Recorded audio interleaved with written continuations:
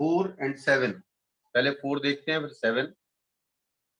Fourth है, a positively fixed charge ring is placed on a horizontal surface on the earth. A positively charged particle is released from a height r on its axis. The variation of total potential energy as a function of separation between the particle and ring is correctly depicted by which of the following graph? सबसे पहले हम इसको पूरा analysis करें। मान लीजिए एक ring है और ये रिंग पॉजिटिवली चार्ज है और ये फिक्स है, और एक चार्ज पार्टिकल है, उस पर चार्ज मान लो क्यू है, ठीक है, क्यू है, और उन्होंने कहा है कि इसकी जो डिस्टेंस है यहां से वो आर है और इसकी रेडियस भी आर है। अब जब मैंने इसको छोड़ा यहां से तो उसने कहा है कि पहले बताओ इस रिंग के कारण पोटेंशियल क्या होगा इस पॉइंट पे, के क्यू बाई आर √2 होगा कि नहीं होगा? एक्चुअली इसकी पेरीफेरी से ये डिस्टेंस r√2 होगी ना, तो के क्यू बाई आर और इनटू स्मॉल क्यू कर दो तो क्या पोटेंशियल हो गया इस पॉइंट पे। This is the potential at this point P, VP. और यहां पर जो इलेक्ट्रिक फील्ड होगी वो कितनी होगी आप जानते हो निकालना। इलेक्ट्रिक फील्ड बेस्ट सब रिवाइज कर देता हूं। इलेक्ट्रिक फील्ड हालांकि जरूरत नहीं है, के क्यू इंटू आर अपॉन इसका स्क्वायर प्लस इसके स्क्वायर की पावर 3/2, यानी 2r² की पावर 3/2। समझ में आ रहा है ये? यानी कि क्या बचेगा, के क्यू अपॉन 2√2 r², ये बचेगा। ये इलेक्ट्रिक फील्ड है और ये पोटेंशियल है। इलेक्ट्रिक फील्ड कहां की तरफ होगी, इस तरफ। तो एक बात ध्यान रखो, इलेक्ट्रिक फोर्स कितना होगा, Q इंटू ई, और इसका वेट होगा mg। अगर QE छोटा है, देखो QE अगर छोटा है mg से तो ये नीचे आएगा, अब नीचे आएगा तो क्या चीज कम होगी, एक तो नीचे आने से R की वैल्यू कम होगी। जब R की वैल्यू कम होगी तो पोटेंशियल बढ़ेगा, लेकिन मेन चीज क्या है, इसकी पोटेंशियल एनर्जी कम होगी और किसी ऐसी पोजीशन पे पहुंचेगा जब पोटेंशियल, ध्यान रखना, जब इलेक्ट्रिक फोर्स और वेट बराबर हो जाएगा, यानी नेट फोर्स 0 हो जाएगा। उसके बाद अगर ये नीचे जाता है तो ग्रेविटेशनल पोटेंशियल एनर्जी कम होगी mgh से, लेकिन R के कम होने से Vp बढ़ेगा। और ध्यान रखो, पोटेंशियल एनर्जी जो होती है, पोटेंशियल इलेक्ट्रिक पोटेंशियल एनर्जी, वो होती है Vp इंटू क्यू। R के कम होने से Vp की वैल्यू बढ़ेगी तो इलेक्ट्रिक पोटेंशियल एनर्जी बढ़ेगी, लेकिन इस R के कम होने से ग्रेविटेशनल पोटेंशियल एनर्जी कम होगी और कोई पोजीशन ऐसी भी आएगी जहां पर फोर्स 0 हो जाएगा, कहीं पर QE बराबर mg हो जाएगा। यानी शुरुआत में क्या होगा, ये नीचे आएगा, मैंने मान लिया ग्रेविटेशनल फोर्स ज्यादा है तो टोटल पोटेंशियल एनर्जी कम होगी, और कोई पॉइंट ऐसा आएगा जहां पर पोटेंशियल एनर्जी मिनिमम हो जाएगी, यानी जहां पर du/dr 0 हो जाएगा, यानी इस पोजीशन पे फोर्स 0 हो जाएगा। लेकिन जैसे ही इसके नीचे जाएगा, अब इलेक्ट्रिक पोटेंशियल के बढ़ने से इलेक्ट्रिक पोटेंशियल एनर्जी इंक्रीज करेगी। बोलो हाँ या ना, हाँ या ना, आया समझ में? अरे आया? Yes sir. मेन चीज क्या है, ये पॉइंट ऐसा है जहां पर mg और इलेक्ट्रिक फोर्स बैलेंस हो रहा है, उसके बाद यहाँ पर वेलोसिटी मैक्सिमम हो जाएगी, और जैसे ये नीचे जाता है तो इसकी काइनेटिक एनर्जी कम होती जाएगी लेकिन पोटेंशियल एनर्जी बढ़ती जाएगी, क्योंकि इलेक्ट्रिक पोटेंशियल एनर्जी सबसे मैक्सिमम होगी जहां पर R मिनिमम होगा। यानी अगर ये चार्ज यहाँ पर पहुंचता है तो इसकी पोटेंशियल एनर्जी तो 0 मान लिया, लेकिन electric potential energy KQ/R into KQ/R, ये पोटेंशियल एनर्जी है। नहीं समझ में आया? ये क्या है भी, इलेक्ट्रिक पोटेंशियल एनर्जी है। समझ में आ रहा है कि नहीं आ रहा? अरे आ रहा है, आया कि नहीं? Yes sir. देखो सीधी बात और थोड़ा ध्यान दो, इस कैपिटल क्यू का कंसंट्रेशन में यहां मान लो ये भी पॉजिटिव है, ये भी पॉजिटिव, अगर और ये फिक्स है, अगर मैंने छोड़ा तो वेट की वजह से नीचे आया, क्योंकि वेट इसके इलेक्ट्रिक फोर्स से ज्यादा था, तो ये नीचे आ रहा है। नीचे आने से इनके बीच का सेपरेशन कम हो रहा है। सेपरेशन, अगर दो पॉजिटिव चार्ज के बीच का सेपरेशन कम होता है तो पोटेंशियल एनर्जी इंक्रीज करती है। खास बात यह है, जितनी पोटेंशियल एनर्जी इंक्रीज कर रही है उससे ज्यादा ग्रेविटेशनल पोटेंशियल एनर्जी डिक्रीज हो रही है, क्योंकि इसके अंदर जो वेलोसिटी आ रही है, तो टोटल जो लॉस है ग्रेविटेशनल पोटेंशियल एनर्जी में, एक तो बढ़ा रहा है वो इलेक्ट्रिक पोटेंशियल एनर्जी को, और दूसरा काइनेटिक एनर्जी को प्रोवाइड कर रहा है। एक सिचुएशन ऐसी आएगी जब ग्रेविटेशनल फोर्स और इलेक्ट्रिक फोर्स बराबर हो जाएंगे, वहां पर वेलोसिटी मैक्सिमम हो जाएगी, और उसके बाद ये और नीचे आता है। अगर ये और नीचे आता है तो अब इलेक्ट्रिक फोर्स के कारण वेलोसिटी कम होने लगेगी, लेकिन इलेक्ट्रिक पोटेंशियल एनर्जी बढ़ने लगेगी। तो यहाँ पर मिनिमम है, यहाँ पर काइनेटिक एनर्जी मैक्सिमम है, और इसके बाद जैसे ही वो नीचे आया तो इलेक्ट्रिक पोटेंशियल एनर्जी इंक्रीज करेगी और काइनेटिक डिक्रीज करेगी। तो ग्राफ कौन सा हो जाएगा इसका? ग्राफ कौन सा हो जाएगा? डी हो जाएगा। ग्राफ कौन सा हो जाएगा इसका? डी। अब कौन सा क्वेश्चन था? अब कौन सा क्वेश्चन है भाई? अब कौन सा क्वेश्चन है? Sir, 7. 7।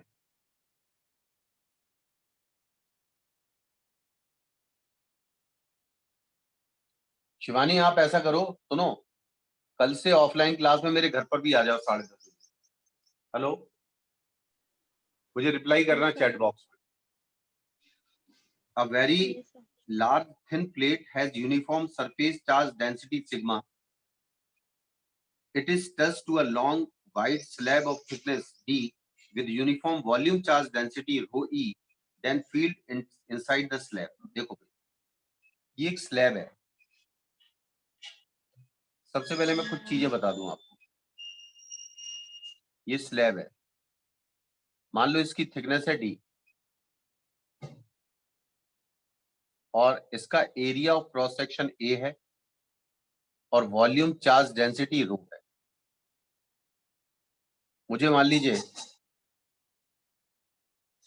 यहां से बाहर कोई पॉइंट है P1, यहां पर इलेक्ट्रिक फील्ड चाहिए। मान लीजिए ये x डिस्टेंस है लोअर सरफेस से, तो इसको किसकी तरह ट्रीट करते हैं देखिएगा।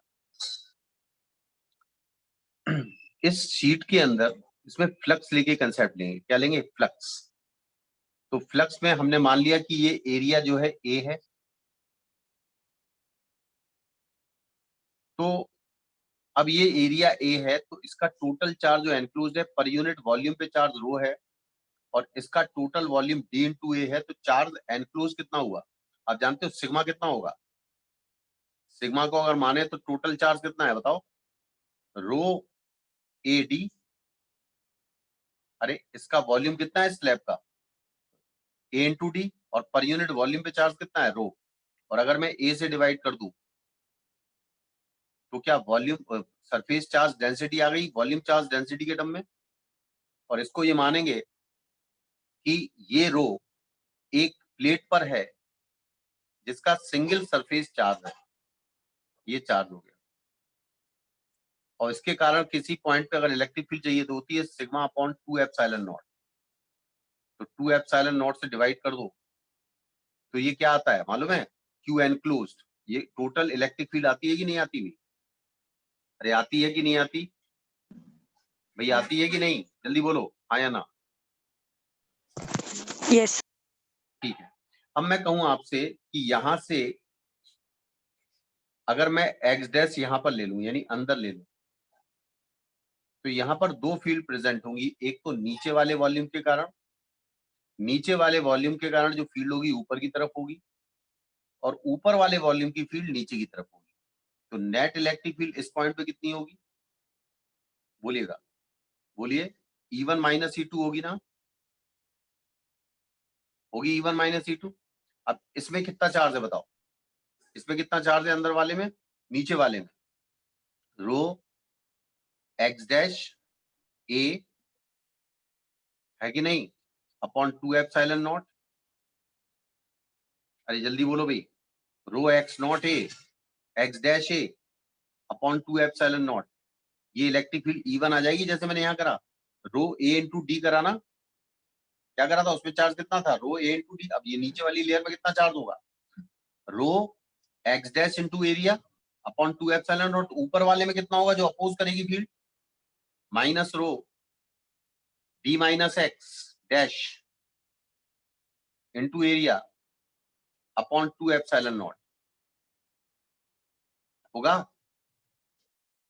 होगा कि नहीं होगा अभी, ये फ्लक्स आया, क्या है ये, Yes, sir.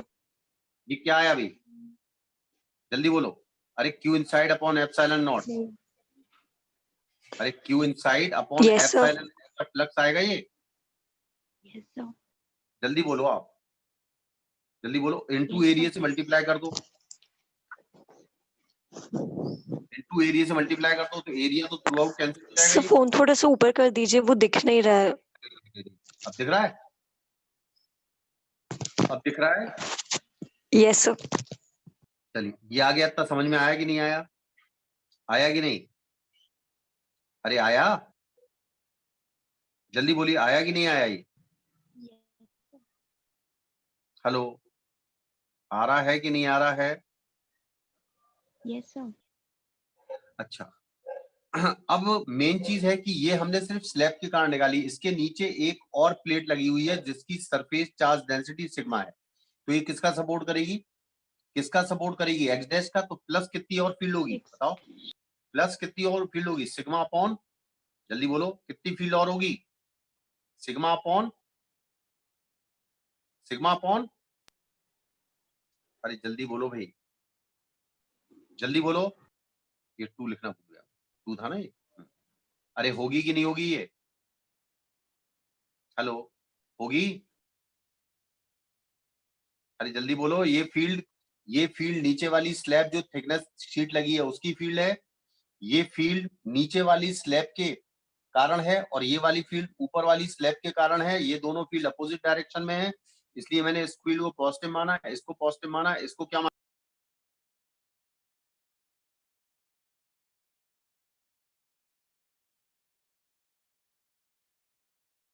हेलो, हेलो आ रहा है में। Yes sir.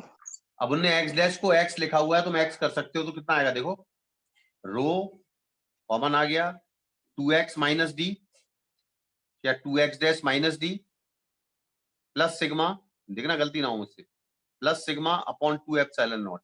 आएगा भैया, आएगा, अरे जल्दी बोलो,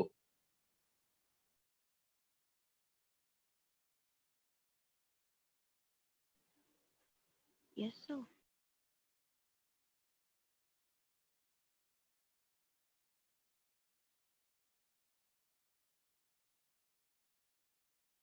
हेलो, आवाज आ रही है, फिर सुन लो, मैं और अच्छी तरह क्लियर कर दूं।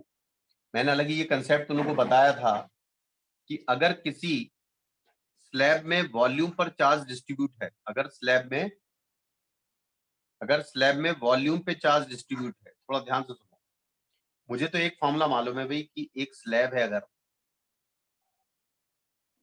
अब ये कंडक्टिंग स्लैब अगर है तो इधर भी पॉजिटिव चार्ज है और इधर भी पॉजिटिव चार्ज है, ध्यान से सुनना, और ये इनफाइनाइट शीट मानते हैं। तो यानी अगर ये कंडक्टिंग सरफेस है तो दोनों तरफ चार्ज होगा और वॉल्यूम और सरफेस चार्ज डेंसिटी सिग्मा होगी। ध्यान से सुनना मेरी बात को अच्छी तरह। और अगर ये नॉन कंडक्टिंग शीट है, अगर ये नॉन कंडक्टिंग शीट है तो हम जिस सरफेस पर चार्ज देंगे केवल उसी सरफेस पे रहेगा। आया समझ में। अगर मुझे इस पॉइंट पी पर इलेक्ट्रिक फील्ड चाहिए दोनों केस में, तो इसकी भी इलेक्ट्रिक फील्ड इस तरफ को आएगी और इसकी भी इलेक्ट्रिक फील्ड इस तरफ को आएगी। ठीक है, क्लियर है। बस अंतर क्या होगा कि अगर मैं यहां पर इलेक्ट्रिक फील्ड देखता हूं, इसकी सरफेस चार्ज डेंसिटी सिग्मा है, तो यहां पर सिंगल सरफेस है तो मैं गॉसियन सरफेस बना लेता हूं। अब जो इलेक्ट्रिक फील्ड है वो इस तरफ ई है और ये इतनी थिन है कि यहां पर भी इलेक्ट्रिक फील्ड ई है। तो अगर मैंने एरिया मैंने यहाँ पर डेल्टा एस माना, तो जो क्रॉस सेक्शन का एरिया डेल्टा एस क्रॉस हो रहा है उस पे जो चार्ज एनक्लोज होगा क्यू एनक्लोज कितना होगा, सिग्मा इंटू डेल्टा एस होगा कि नहीं। अब ये फ्लक्स जो है ए इंटू डेल्टा एस का डबल होगा, तो ये कर्ड सरफेस पर इलेक्ट्रिक फील्ड नॉर्मल होगी, तो 2 times of E delta S बराबर q inside sigma delta S upon epsilon naught, और डेल्टा एस से डेल्टा एस कैंसिल, तो sigma upon 2 epsilon naught due to single surface. Clear है। और अगर मैं कहूं कि दोनों तरफ सिग्मा है, तो वास्तव में अगर मैं यहां पर भी एक सरफेस मान लूं और यहां पर भी एक सरफेस मान लूं, मैंने वही केस लिया, बस अंतर क्या होगा, एक डेल्टा एस ये होगा, एक डेल्टा एस ये होगा, इस पर भी charge sigma into delta S होगा, इस पर भी सिग्मा इंटू डेल्टा एस होगा, तो टोटल चार्ज होगा 2 सिग्मा डेल्टा एस हो जाएगा। तो उस समय जो इलेक्ट्रिक फील्ड आएगी कंडक्टिंग प्लेट की, क्या वो सिग्मा अपॉन एप्सिलॉन नॉट आएगी इसके कारण, जबकि इसके कारण आएगी सिग्मा अपॉन 2 एप्सिलॉन नॉट। मेरी बात समझ में आ रही है। अब मैंने आपसे कहा कि एक मटेरियल है, अब इस मटेरियल की वॉल्यूम चार्ज डेंसिटी रो है और इसकी थिकनेस डी है। अब इस पर तो चार्ज पूरे वॉल्यूम पर डिस्ट्रीब्यूट है, पूरे वॉल्यूम। तो हम इसको क्या करते हैं कि टोटल चार्ज इस पर जो होगा, क्या एरिया ऑफ क्रॉस सेक्शन यानी एरिया ऑफ प्लेट ए मान ले, तो इस प्लेट का वॉल्यूम कितना हुआ ए इंटू डी, तो इस पे टोटल चार्ज कितना हुआ, टोटल चार्ज कितना हुआ रो ए इंटू डी, हुआ कि नहीं हुआ, टोटल चार्ज कितना हुआ रो ए इंटू डी, ये हुआ टोटल चार्ज हुआ इस मटेरियल पे, ये मालूम चल गया मुझे। अब इसको क्या करेंगे हम कि इसको एक प्लेट मान लेंगे, ये प्लेट, और टोटल चार्ज मैंने सरफेस पे मान लिया इसका, और इस प्लेट का एरिया तो हमें मालूम है ए है, पर यूनिट एरिया में चार्ज मैंने मान लिया सिग्मा है। अब तो मैं मालूम है टोटल चार्ज तो क्यू है, तो सिग्मा कैसे निकालेंगे, टोटल चार्ज यानी रो एडी और डिवाइड बाई ए। तो ये ध्यान रखो, जब वॉल्यूम चार्ज डेंसिटी दी हो और सरफेस चार्ज डेंसिटी निकालनी हो, तो तो सिग्मा निकालने के लिए, सरफेस चार्ज डेंसिटी के निकालने के लिए आप volume charge density into D कर दो। क्लियर है। अब देखो आप एक तरफ चार्ज हो गया ना सिर्फ ये, क्या ये वाला केस हो गया, तो इसके कारण जो इलेक्ट्रिक फील्ड आएगी ई कितनी आएगी भाई, इसके कारण जो इलेक्ट्रिक फील्ड आएगी कितनी आएगी, अब क्या बताई मैंने, सिग्मा अपॉन 2 एप्सिलॉन नॉट, कितनी बताई, सिग्मा अपॉन 2 एप्सिलॉन नॉट, तो सिग्मा कितना है rho D upon 2 epsilon naught. ये इलेक्ट्रिक फील्ड, अगर कोई स्लैब थी उसको चेंज किया मैंने शीट में, वॉल्यूम चार्ज डेंसिटी आपको स्लैब की दी थी, आपने उससे सरफेस चार्ज डेंसिटी निकाली और सरफेस चार्ज डेंसिटी से इलेक्ट्रिक फील्ड निकाली। अब मैं ये कहता हूं आपसे कि वो जो स्लैब है, वो जो स्लैब है, अब तुम खुद ही बताना, ध्यान रखना, मान लो ये स्लैब है, अब इस स्लैब की थिकनेस आपको डी दी, यहां पर इलेक्ट्रिक फील्ड निकाली, तो ये टोटल चार्ज काम करेगा ना, इसका सिग्मा कितना होगा बताओ, इसका सिग्मा होगा रो इंटू डी, पूरा पूरे का। और अगर मुझे इस पॉइंट पे इलेक्ट्रिक फील्ड निकालनी, तो ऊपर वाले की इलेक्ट्रिक फील्ड क्योंकि पॉजिटिव चार्ज है तो नीचे की तरफ होगी, और नीचे वाले की इलेक्ट्रिक फील्ड ऊपर वाले की तरफ होगी, होगी कि नहीं। तो मैंने एक्स डिस्टेंस पे अगर इलेक्ट्रिक फील्ड निकालनी है, तो नीचे वाले की फील्ड बोलो, नीचे वाले की फील्ड बोलो, रो इंटू डी की जगह एक्स आ जाएगा अपॉन 2 एप्सिलॉन नॉट आ जाएगा, कहां की तरफ होगी ये, ऊपर की तरफ।